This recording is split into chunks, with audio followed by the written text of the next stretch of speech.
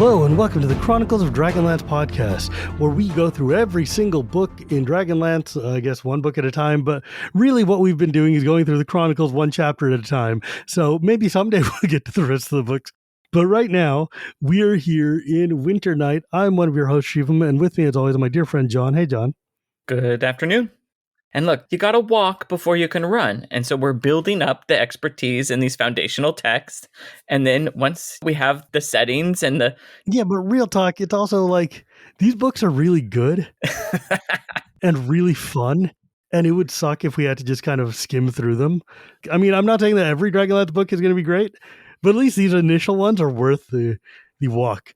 I think they're worth the squeeze. These getting to know the characters and the world intimately and knowing what they are and the world, right? We're getting to feel the world is important.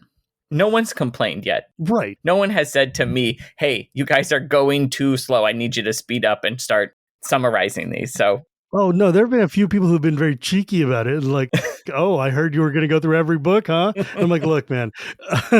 But really, I've heard from much more people who are like, hey, you know what? I missed reading these books when I was a kid.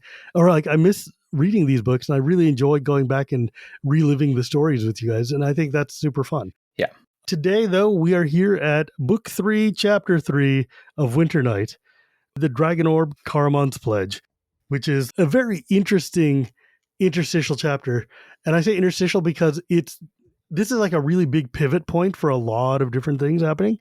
This sets up kind of I feel like what happens in this chapter sets up a lot of how this trilogy is going to go.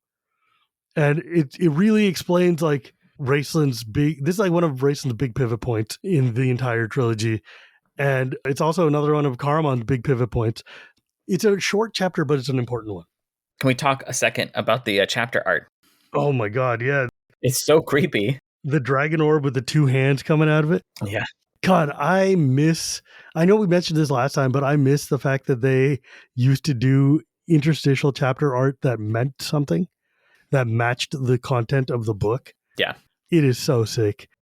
It is creepy. Those long talon-like hands with the claws on the end of them and basically the eye of Sauron glaring at you right there. Yeah, it's got this real dark vibe to it. Like, what are you getting yourself into, buddy? But then, they keep telling us that the dragon orbs are not good or bad. And then every depiction of them and every interaction is bad. Everything about them feels bad. They're not good or bad, but they're full of the souls of the greatest evil dragons that ever lived. So maybe they're not great. I swear these are neutral, but if you interact with them, you'll probably end up dead. But, they're not bad. They're not bad. They just turned the entire nation of Sylvanesti into pudding. But details. You got to sit there, though, and think about what are these ancient wizards who put these things together doing? Like, what is your goal here to make a device that requires your full willpower to control in order to, I guess, get dragons to do things for you, but at the cost of literal, like, if you lose control, the universe dies? Yeah, it feels like a bad bargain. Look, you control dragons temporarily, but also if for 1 second you don't, your world is probably dead. Yeah, you die horribly. Yeah. But you sit there and think like you guys might have put like, I don't know, a failsafe or like a tripwire or a safety or something on there. Yeah, some sort of. Like in case dragon break. Yeah, it needs more than just like the little warning label sticker that they've apparently put on it. Warning, Prop 65, this Dragon Orb might cause cancer. All right. So we sit here and we're back here in with Tanis' party, and they had just left Port Balfour to head to Flotsam. They have now finished their run as the Red Wizard and doing all the illusionary tricks. They've made enough money to pay for their shipping. Raistlin is chilling here in the back of the wagon because now he's got this weird kind of like wistfulness about him where he's sitting there like, you know what? This is the happiest I've ever been in my life, and I don't think I've ever been happy before. Yeah, I wanted to read that here. It goes, his gaze lingered on the shimmering red robe that hung on a nail. Tika had started to pack it away, but Raistlin had snarled at her viciously. Shrugging, she let it remain, going outside to walk in the woods, knowing Caramon as usual would find her. Raistlin's thin hand reached out to touch the robe. the slender fingers stroking the shining sequin fabric wistfully, regretting that this period of his life was over. I have been happy, he murmured to himself. Strange, there have not been many times in my life I could make that claim, certainly not when I was young, nor in these past few years after they tortured my body and cursed me with these eyes. But then I never expected happiness. How paltry it is compared to my magic. Still, these last few weeks have been weeks of peace, weeks of happiness. I don't suppose any will come again, not after what I must do. So there's like a lot there, right? Like, first off, he's a depressed kid. He's never been happy. He's always been grumpy and alone, isolationist, messed up. Here he is with a group of people who are ostensibly care about him, and he's having the time of his life. And he's like, yeah, but the magic is still better. That is an addict talking right there, man. That is someone who's like, man, the buzz of magic, being with my friends and having a good time will never match that. Well, how toxic. How awful. Oh, yeah, dude. He could have been happy. There was a pivot point here, and he chose power, or what he thought was power, over being happy. And he just says, I'll never be happy again, but that's okay, because magic. And it's like, man, how lonely, how sad. Yeah, there's a real darkness here, but it's also like this interesting parallel with Caramon, who's got like his codependency and his, we'll cover that when we get to that section. The language he's using is like an addict's language. He's like addicted to the buzz of the magic. And he's like, when I'm in that high, there's nothing that can be as good as that high. And everything I'm doing is to chase that high again. Yeah. Even being with friends, being, surrounded by happiness and wholesomeness and actual, like, just healthy ways to experience life. And he looks at that and he's like, yeah, but magic. And it's like, oh, this. How paltry. He called all that happiness paltry compared to the rush of magic. Still, though, these last weeks have been weeks of peace, I guess. I guess, like, yeah, if you talk to addicts, former addicts, they'll tell you there's nothing as great. And I've never been an addict, but I used to smoke. And I can tell you right now that there's something great about lighting up a cigarette. I haven't smoked for 10 years. And I still, at times, be like, oh, man, that rush of nicotine would sure be real nice right now. For multiple different reasons, yeah. Yeah, there have been times recently where it'd been like, oh man, I wish I could have a cigarette right now. But it feels good, but there's all this toxic that comes with it, and I don't think he's not thinking about that. No, he's thinking about the adrenaline rush. He's thinking a hit of dopamine when he casts a spell. Yeah. He's thinking the fact that in his, not abusive childhood, but his just like neglected childhood, he had no moments to experience healthy happiness. The only time he had happiness was when he had power. And so it's this feedback loop that's just hard to break. I don't know, because I haven't read all the books. I don't think the Council of Wizards did Raistlin any good. Man, they messed him up. There were better ways of handling that, and they really messed it up. Let's just say that the Council of Wizards is maybe not the best political organization to have people's hearts and minds. In Kryn, they may not be the most let's just say that when it comes to personal health, autonomy, and a healthy and non-toxic life, they're not it. Hey, this guy could be really powerful. So I think the best way to handle this is to ruin his life. Destroy his body and make him always see ugliness. That'll surely do what we want. You know what? What if we take this guy who's already on the verge of being like power hungry? Yeah, just already having like these like seizures and just poor health to begin with. What if we just completely shatter his health, then coat him in gold and make him look like a freak weirdo, like the freak he feels like, even though he's just a normal kid? Yeah. And then also curse him? And they're like, yeah, if we make him see everything destroying, it'll really bring out the good in him. Like, Parcelion, what are you doing, buddy? What are you doing? It's like, did anyone think to like maybe just say like, hey, maybe this kid needs a hug? Has anyone thought about giving him a hug and tell him that he's welcome and we care for him? Maybe he needs some counseling. What if maybe allow him to have some space to grow and find out who he is? Nah. But like the whole purpose of the test is like, hey man, is the magic everything, or are you going to put other things in front of it? What if we take away everything you have? Like one of the other mages, the leader of the Red Robes, a dude named Justarius.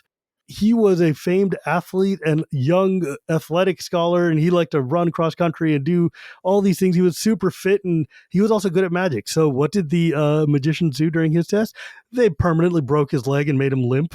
It's like, oh, hey, what if we take the one happiness you have? Just no. And you're like, what the heck? You said it's like an addiction. Yeah. Do any of the other books treat magic as like this addiction thing where like it's a tool, but all these people who have decided to become magicians are basically all drug addicts? They're all junkies? When you read later on and you read like descriptions of Palin casting a spell, and he talks about the thrill that flows through his blood, the bubbles of excitement and energy that kind of go through it, and you're like, buddy, you're talking about cocaine. You're not talking about magic. Like, it sounds like, yeah, they're all junkies. And then they just want to ensure that if you're going to join our junkie group, you have to be like a dedicated junkie. Yeah, like how dedicated are you, right? Like, we only want super junkies here. It's actually kind of awful. Yeah. And like I'm sure somewhere in the 200 books, I can remember there are times when like people have used the magic as a metaphor for many things. But I think Weiss and Hickman here are setting up a really interesting dichotomy with Raistlin and with Caramon and their different addictions and their different codependencies and this just psychological problems that they have. Yeah. It's really fascinating. But like we sit here and Raistlin's in this, wagon, and he's just thinking about the fact that he's never going to be happy again. So what's he do? He grabs a Dragon Orb. Yeah. First off, Caramon made him a little table in the back of the wagon. He opens it up and then pulls out a stand that he carved himself. And I'm like, just imagining what this jank piece of wood must look like. That this dude is carving with his little arm dagger. And he puts his marble on it. And like the faint green, Dragon Orb has got the spirit of the green dragon in there. You suddenly get this weird mind trick where there's this struggle. Is the orb growing, or is the room shrinking, or are you shrinking, and is it growing? And I think that's just a really cool like metaphor and like just image of the way this thing is just immensely powerful. It's constantly trying to get you. Oh yeah. Just for a second of indecision so it can take control. Again, it should have come with a bigger warning label. One thing that we established way, way, way later is that these dragon spirits that are in there are like the first generation of dragons. These are like Takis's children that they have like, her direct children that they have like imprisoned in here. All the dragons imprisoned there are chromatic. None of them are metallic, right? Yeah. But it can still control metallic dragons? It can do whatever you need it to do. Okay. It's a MacGuffin. Yeah, but it's based on the orbs of dragon control that were from the first edition D&D. Got it. Which were basically meant to control chromatic dragons. You could use it to control metallic dragons. And like, for instance, draconians have weird reactions to the dragon orb because they are like the souls of metal dragons that have been corrupted. And it can control... I think the intention was they built it with the idea that evil dragons and Takis's hordes were going to attack them. Let's make a thing that can attack chromatic dragons first. Yeah, we don't need something to control metallic dragons because they're good. Because they're good and they're not going to attack us. Yeah. I would guess if the right person was controlling it, yeah, you could probably like wrench the will of a metal dragon with it. I should probably look at before I start talking about that. But real talk, the Dragon Orb does what you need it to do when you need it to do it. And it does not care about you. So Raistlin's wrestling with it. Yeah, so Race is sitting here and he's trying to meditate and relax and force himself to like be calm mind, because if you aren't, the Dragon Orb will just seduce you and take control. We saw what happened to Lorak. And so yeah, the orb is finally back to being full size. He has won that momentary struggle and he puts his hands on it and he starts chanting this spell, and he's like, wait a second, how do I know this spell? How do I know the words that I'm saying? And Race he didn't know. He only knew that somehow, somewhere inside of him, he did know the words. The voice had spoken to him in Sylvanesi? Perhaps. It didn't matter. Race here is getting into the thrill, and he's getting so hard into like this need to control this thing that he is not questioning where or why. Where are these words coming from? Why do I feel this need to control it? Why do I want to control it? Well, we know he wants to control it because he wants power. And this is Fist and Dantalus further taking over him, right? Yup.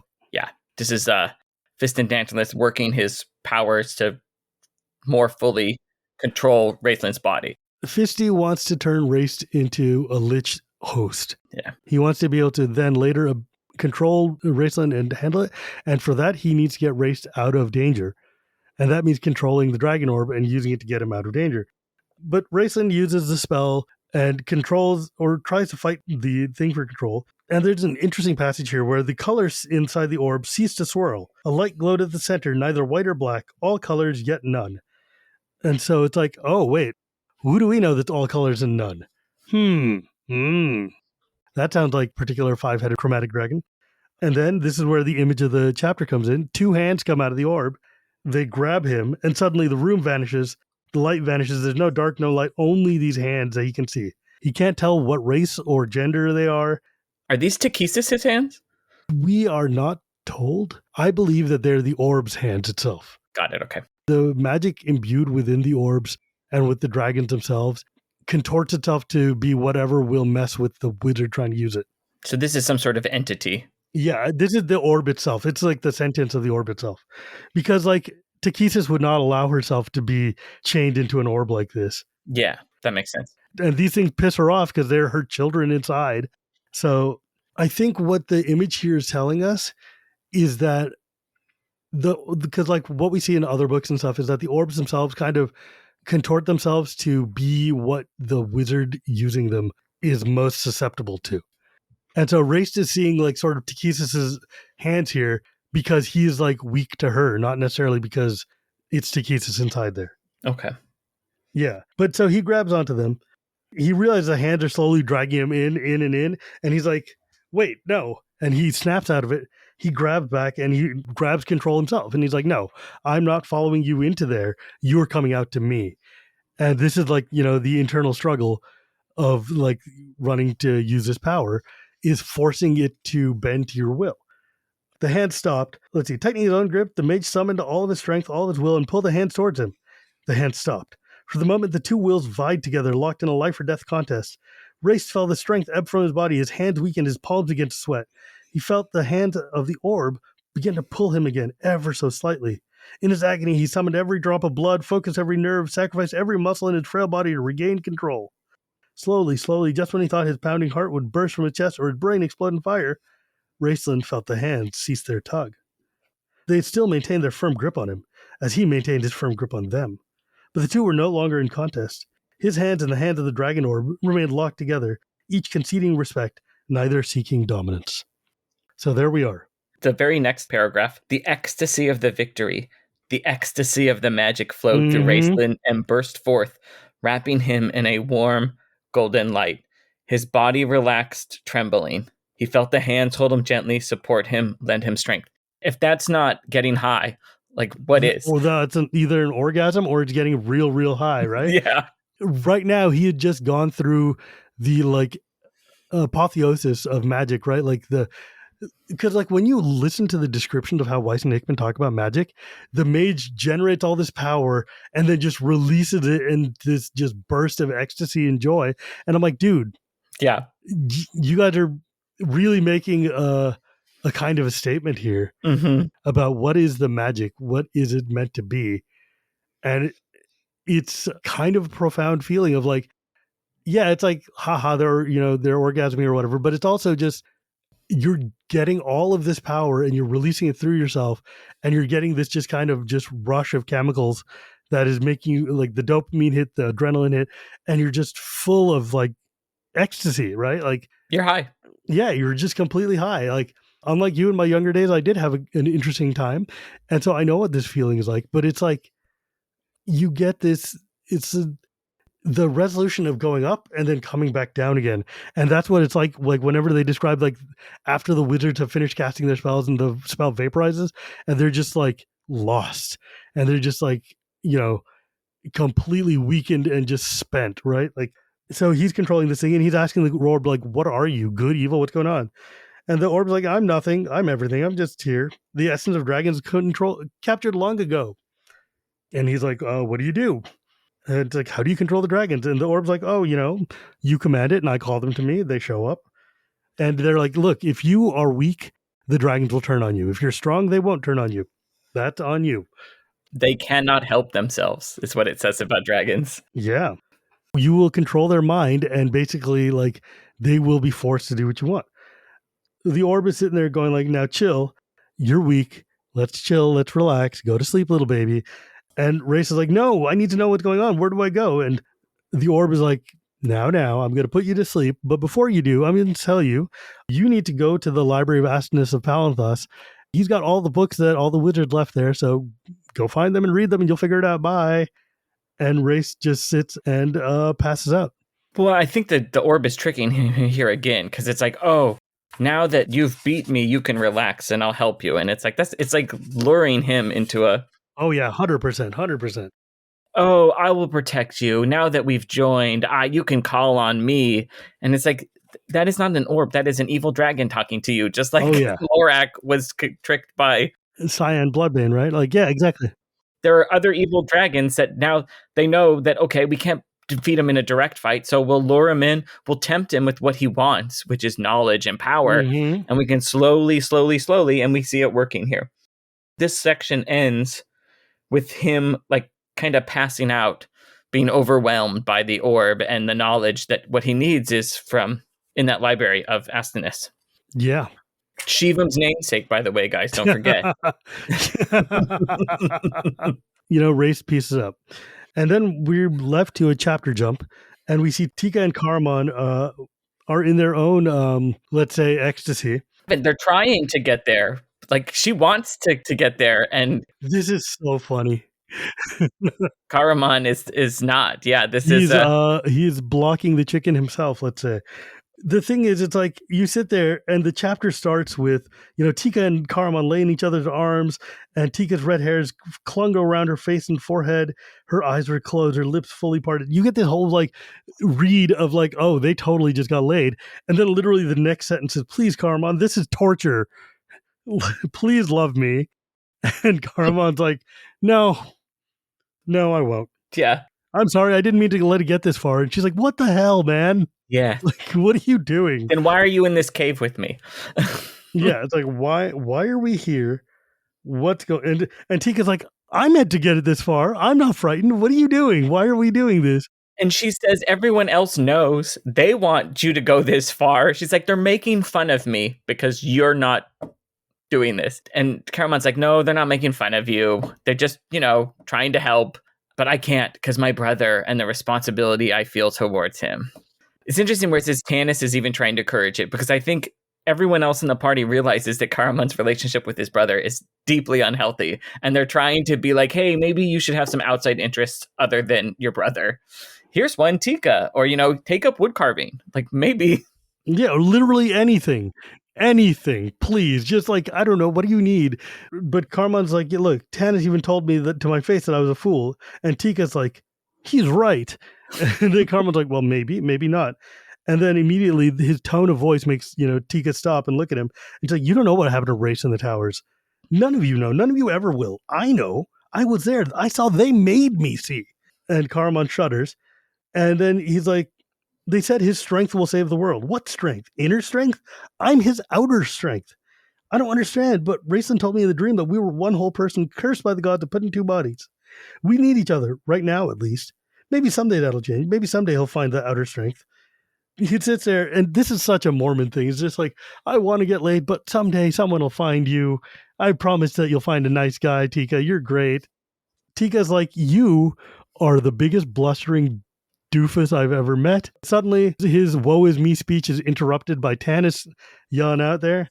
Just a note for listeners who perhaps aren't in relationships, never bring up your brother while you're talking to another girl. This is the least romantic thing you could possibly do, is talk about your codependent relationship. If you have a codependent relationship and you're trying to get in a new relationship, the worst thing you can do is talk about your codependent relationship with that new person. This is like the biggest turnoff ever in the history. Like, good for Tika for like sticking with this man. Maybe she's also sick because she's thinking, I can fix him. I can make him better. That's exactly it. She is 100% like, I can fix him.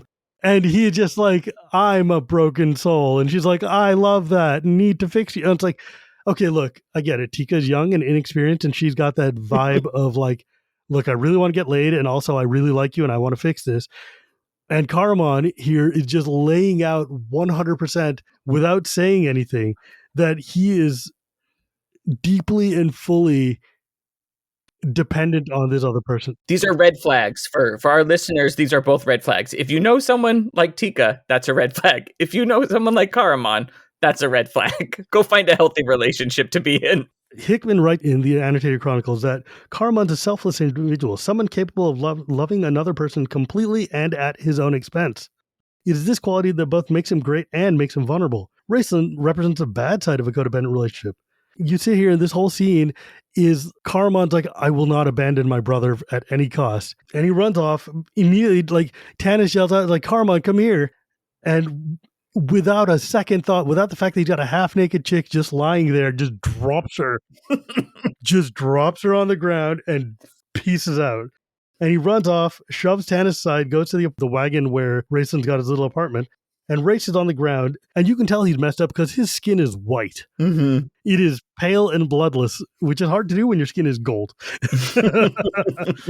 Blood is trickling from his mouth, and he's like, not even looking. He's like, Raistlin, what happened? And Tanis is like, that's what happens. He points, and you see the fully grown freaking dragon orb there. And Race is sitting there, frothing at the mouth, saying, mine. Spells of the ancient, mine. And then he just knocks himself out. And it's like, oh my God, this dude is completely gone. And Caramon here is going to be in a world of hurt. Because Raistlin is like pure selfish id. Yeah, he's fully codependent on Caramon, but he hates that. He doesn't want to be codependent. He wants to abandon this ship and be the full soul he should have been himself. Yep. Caramon has no such desire. He wants to be Raistlin's shield. Yeah. He desperately wants anything. He will sacrifice everything to be Raistlin's lickspittle here. And it's just like, homie. Yeah, Raistlin is at least working to become his own person. Caramon is not interested in it. And I think it's interesting where you said, Tracy, in the annotation says, Raistlin represents the bad side of a codependent relationship. And I just want to know that there is no good side. There is no good side to a codependent relationship, as we see, which is demonstrated over and over again. No, there's no good side here. Both of these people are fully toxic. Because think about it, Caramon is smothering Raistlin. Caramon is not allowing Raistlin to be his own independent self. What he's doing is he's just feeding the fuel of bitterness and rage in Raistlin by just continuing to try to, what do they call it? Toxic positivity? Just smothering him. And Raistlin takes advantage of it when he wants it, but he always hates it. And it would really be like, you know what? Make Raistlin boil his own water. Like, start small, Caramon. Yeah. Let him get his own damn tea. Yeah. Like, look, I get it. He's hurting and he's coughing, but at some point, you have to allow the man to grow up and have his own responsibilities. Raistlin could have walked away from the test. He knew what they were going to do to him. They said, hey, we're going to destroy your body. We're going to, what? He didn't know? No, there was no way he was going to walk away. Are you kidding? I'm just saying, so he's responsible for the state of his body. Yeah. He gave up all that healthiness. He didn't have to do that. Right. Come on, Caramon, a little bit, you have to make Raistlin live with his consequences. Instead of apologizing and making up for his bad actions over and over. Make Raistlin deal with the fact that, like, he continues to choose himself and power over everyone else. And if everyone else wasn't so toxic positivity trying to cover for Raistlin, perhaps he would have ended up someplace else. Yeah. Like, that's the thing. Is like, the test was meant to show Caramon and Raistlin the inherent faults and weaknesses in being so deeply dependent on each other. Like, it was meant to show, like, Raistlin sees a phantom Caramon come and cast a spell, and he's like, look, I could always do this magic thing. I just didn't want to because it was your thing. And that just fills him with rage, and he vaporizes phantom Caramon, and Caramon watches him do it. Caramon is forced to see Raistlin's rage, and basically, like, that's maybe the one good thing these wizards did, was like, they showed that Caramon and Raistlin, like, look, this is where this is gonna go. You're smothering him, Caramon, even if you can't do magic. This is what he sees of you. And Raistlin is like, hey man, you need to learn to stand on your own too. You can't just be dependent on these guys all the time. You need to control that rage. And the result was that neither of them actually became healthier people, but that they became even more codependent on each other. And it's just like, it's completely insane. By the way, the green dragon that's inside of the dragon orb here is Asphyxia, aka Hissing Death, the daughter of Tikissus and the first green dragon Coril. Each of the 5 like dragon orbs that were there were basically made to have the souls of the second generation of dragons. So like Tikissus gave birth to 5 male dragons, then mated with them all, and then created the lines of the dragons that came forth. And the dragon orbs that were destroyed, does that mean that the dragons that were inside of them were destroyed? Yeah, because like when the dragon orb is smashed or whatever, the soul of the dragon inside just kind of vaporizes. Okay. Yeah. All right, so that's the end of chapter 3. Raistlin ends with those creepy words and a smile on his face, so I'm sure everything's just fine there. Yeah, everything's going to be lovely, I'm certain, sure. Chapter 4, Yuletide Guests, and we jump back to Solamnia, or Sandcrest. Sandcrest. Lord Gunther. This chapter rules. But before we get there, I want to point out that if you want to support the podcast, you can contribute at our Patreon page. Benefits include seeing show notes, getting a shout out, and you can find the details at patreon.com/Chronicles of Dragonlance podcast. Yeah. Link is in the show notes. And a shout out to our $5 patrons, Alexander Lewis, Nicholas Campo, Swardango, Chris Andrew, Jason Bledsoe, Brandon Brown, John Merlino Jr., Jan Newhoff, Andre Arsenault, Todd Fisher, and Iskender Bilge. Iskender, by the way, such a sick name, man. Alexander in the olden days. It shows up in Punjab too. I was going to name my son that once, but anyways. Thanks so much for your support. We really appreciate it. Yeah. We start here in Gunther's palace, where he's trying to get home for Christmas. I'm sorry, Yule. Is there a Santa Claus in Kryn? In some of the short stories, yes. He's like Father Noel or something. Who knows? I remember there was Father Yule. Yeah, it's like there's like the Yule log and Yule fires. We see that sort of thing all the time. You know, a gnome comes in and drops coal off, and then the coal blows up. But Gunther is trying to ride home after all the knights have departed, and he lives off on Western Sandcrest in a castle called Gunther, because these nobles, they love to name themselves after their land. And he gets in there, and his stablemen and folks are like, or his butler is like, "Hey, you have visitors." And he's like, who? What visitors? His butler, Willis, is like, "An old man and a kender." "A kender?" Gunther repeated in some alarm. "I'm afraid so, my lord, but don't worry," the retainer added hastily. "I've locked the silver in a drawer, and your lady has taken her jewelry to the cellar." "You'd think we were under siege," Gunther snorted. That's so funny. And he's like, "Why did you even let them in?" And the retainer is like, I don't feel like I could say no to the older man. He knew something. Also, he talked about the Dragon Orb." And Gunther's like, "Well, wait a second. How does this old man know anything? This is a secret." Yeah, literally the only people who know about the Dragon Orb are like the Knight Circle and, Sturm's people. And so he sits there, and Willis is like, "Yeah, man, I put him in the war room where they can do the least amount of damage." Gunther and Willis go off to the war room, and they eavesdrop on the visitors' conversation, and they hear, "Put that back." "I won't. It's mine. Look, it was in my pouch." "Bah, I saw you put it there not 5 minutes ago." "Well, you're wrong," protested the other voice in wooden tones. "It's mine. See, there's my name engraved." "To Gunther, my beloved husband, on the day of life gift," said the first voice. There was a moment of silence in the room. Willis turned pale. Then the shrill voice spoke, more subdued. "I guess it must have fallen into my pack." I'm sorry. That's one of my favorite, these little paragraphs. Like, "See, it's mine. No, Gunther, happy birthday." "Oh, it must have fallen into my pack. It was right there on the floor." "See, it would have broken if it hadn't fallen into my pack." "Wasn't that lucky?" And then, of course, Willis and Gunther pop in, and they're like, "Merry Yuletide." Okay. Willis is like, "Hey, okay, do I need to bring you guys anything?" And the old man sits there and says, "Yes, thank you. Bring up some more ale, and don't bring up any of that rot gut stuff from the servant's barrel. Tap the barrel in the dark corner by the cellar stairs. The one that's all cobwebby." Willis stared at him open mouthed. "Well, go on. Don't just stand there gapping like a landed fish. A bit dim-witted, isn't he?" the old man asked Gunther. No," Gunther stammered. "That's all right, Willis. I believe I'll have a mug, too, of the ale from the cask by the stairs." "How did you know?" he demanded. "Oh, he's a magic user," the kender said. And it's like, what the hell is going on? Gunther is deeply, deeply like, what? It's like Abbott and Costello routine, because he's like... It is 100% like that. He's like, he's a magic user. And then Fizban's like, "Where?" And he's like, "You." And he's like, "Really? Me? You don't say. How remarkable." "Oh, I do remember a smell. Fireball. How did it go?" And then Kender's like, "No, not here." Oh, man. So Gunther's like, Stop this. Who are you? Why are you here? What do you know about a Dragon Orb?" They sit there and they have a conversation about the Dragon Orb. The old man's like, hey, where is it? I need to find it. And Gunther's like, I'm not going to tell you if such a thing was ever here. Fizban's like, oh, it was here. It was brought to you by a Derek Crownguard and Stern Brightblade.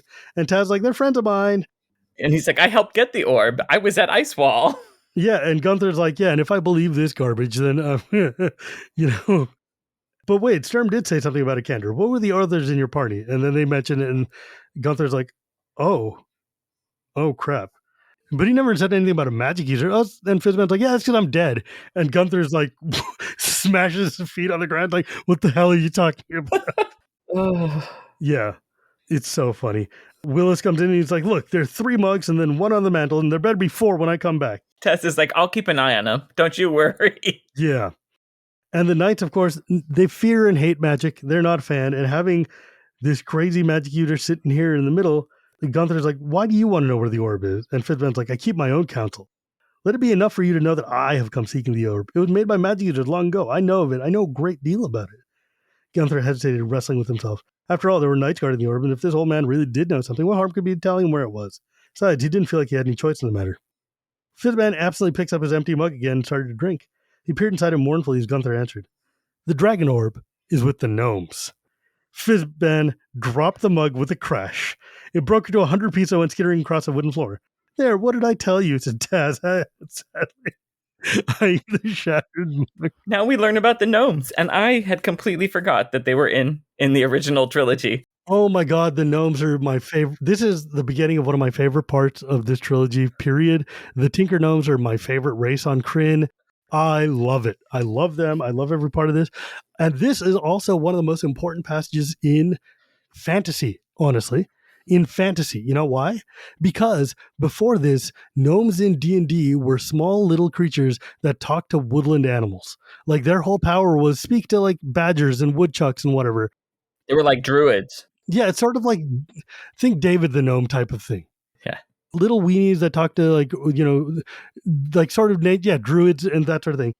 And because of Dragonlance, in all of fantasy became hyper crazy engineers. World of Warcraft, every other like setting ever has basically turned gnomes into tinkers, engineers, the whole kind of vibe of creative artifactors.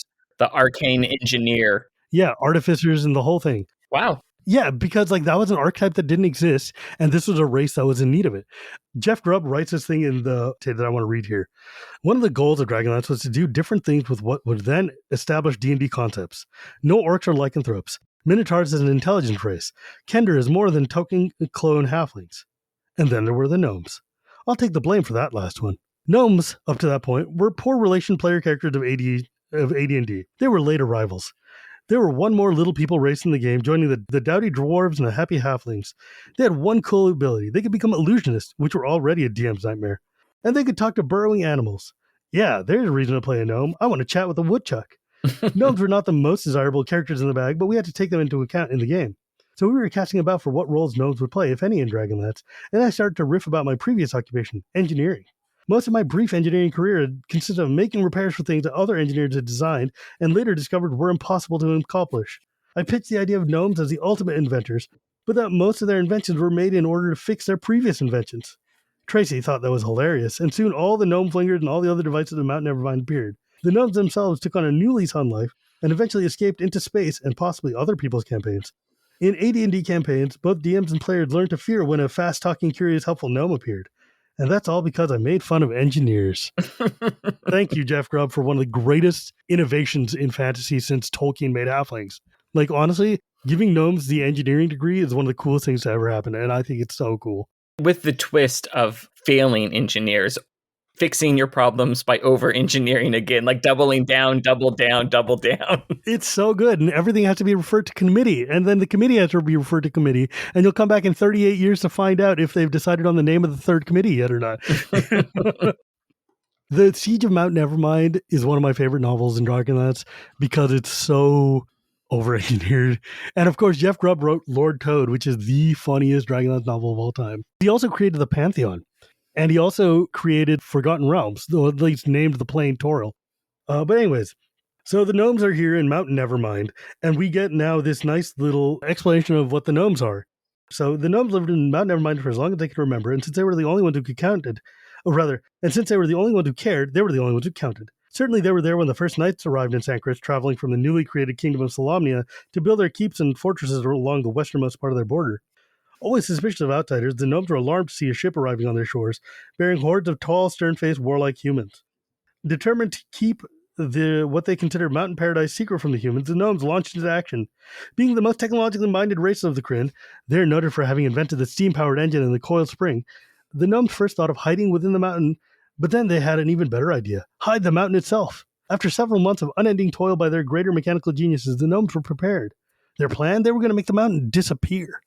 It was at this juncture that one of the members of the Gnomish Philosophers Guild asked if it wasn't likely the knights would have already noticed the mountain, the tallest on the island. Perhaps might not the sudden disappearance of the mountain create a certain amount of curiosity among the humans? This question threw the gnomes in turmoil. Days were spent in discussion. The question soon divided the philosopher gnomes into two factions: those who believed that if a tree fell in a forest and no one heard it, it still made a crashing sound, and those who believed it didn't. Just what this had to do with the original question was brought up on the seventh day, but was promptly referred to committee. Meanwhile, the mechanical engineers in the Huff decided to set off the device anyways. And thus occurred the day that is still remembered in the annals of Sancris, when almost everything else was lost during the cataclysm, as the day of rotten eggs. Yeah, it went poorly. The mountain didn't disappear, and they basically poisoned themselves. It is so good. And they had to flee the mountain. Yeah. The knights were there to help the gnomes. Yeah, the knights are sitting there going like, who are you and what's going on? But you might be wondering, like, wait, the pre-cataclysm era, how did they not know wasn't Sancris part of the continent? And the answer is no. Sancris was always an island off of the edge of the continent. Was it mostly unscathed by the cataclysm? It actually grew bigger because of the cataclysm. The cataclysm, like when it sunk, a lot of the other things forced a lot of land mass to grow. So the mountain and the mountainous area to the north actually grew bigger. Did the gnomes have cleric? They had clerics of Raorcs, yeah. Oh, okay. Like they were the first creation. So in Krynnish lore, in the Krynnish kind of like moment of creation, right? We've got the dragons have been made. The evil dragons were created by Tikis, the good dragons were made by Paladine. And then later on, they take the sparks of the stars that are being forged, and those sparks become souls that are then given body. And each of the pantheons is given a choice to make something. So the good pantheon creates the elves, the evil pantheon creates the ogres, the neutral pantheon creates humans, and then Raorcs takes a number of them to become his smiths, the first people who work on the forge with him to help with creation. And some of those humans who were working with him became very proud and very arrogant and very kind of just like taken with their own power. And they were like, we're better than Raorcs. We're even better than this. The god got angry because he was like, what is going on? I taught you to be like humble and, helpful people. And he basically cursed these humans to become as small as like their minds are. So like they would say tinkerers, but all of the craft that they would have would basically just fail. They would be driven with this invention and the burning desire to tinker and invent, and he turned them into gnomes, basically. He turned them into an entire race driven by this unfulfilled desire to keep building things.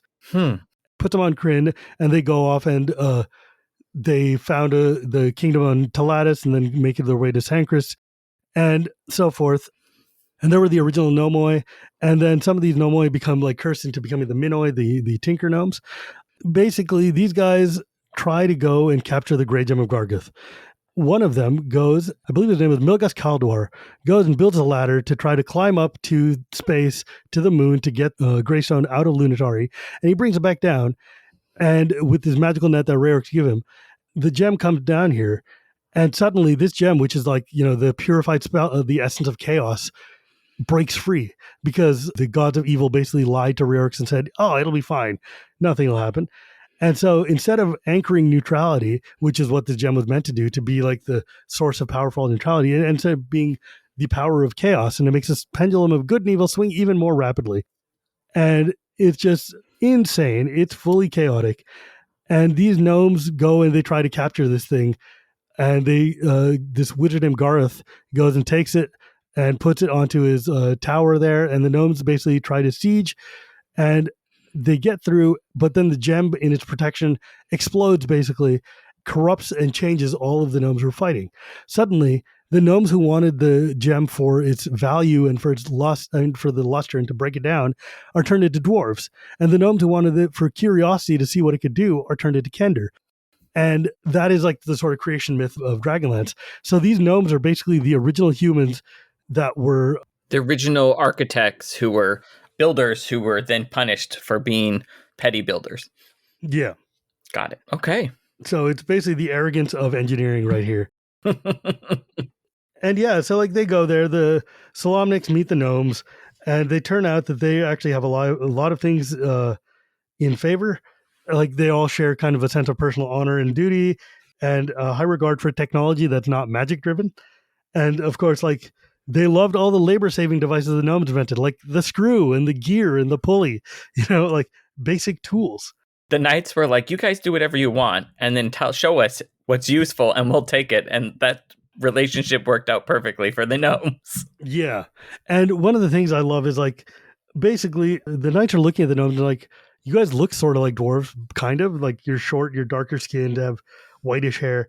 But then they started talking and they're like, what the hell are you saying? And they thought the gnomes had their own language. Well, what the gnomes have is common, just accelerated. It is basically what happens when you got like engineers who want to talk to each other and are too impatient to talk and just ram all the words together. Or like YouTubers these days who cut out all the spaces between their words and make everything sound super clipped like this. It's like, it's so deeply, deeply annoying.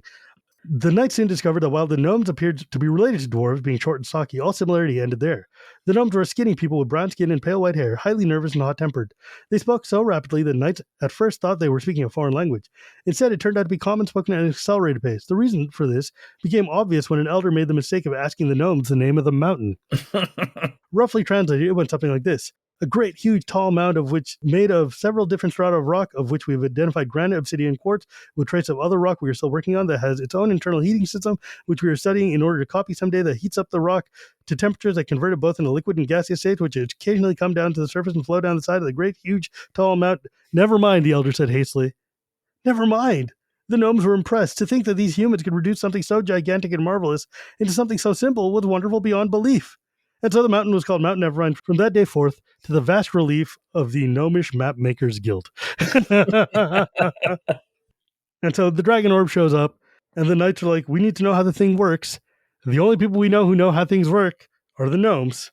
So they send a couple of knights to guard it, throw it off to the gnomes, and the idea that the orb might be magic didn't even occur to them. And I'm like, it's an orb. It is literally a glass ball that swirls with unending power. What part of this makes you think technology?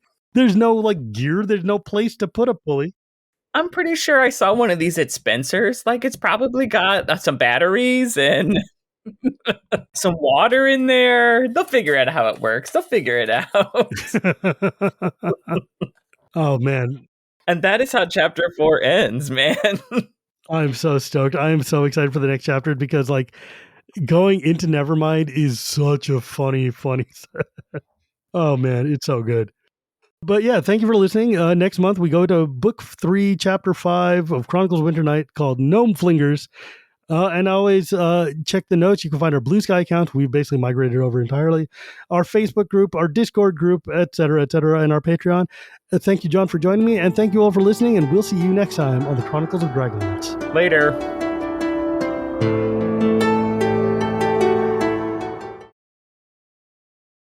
I have too many folders of Dragonlance stuff. You need to organize your library there, Astinus.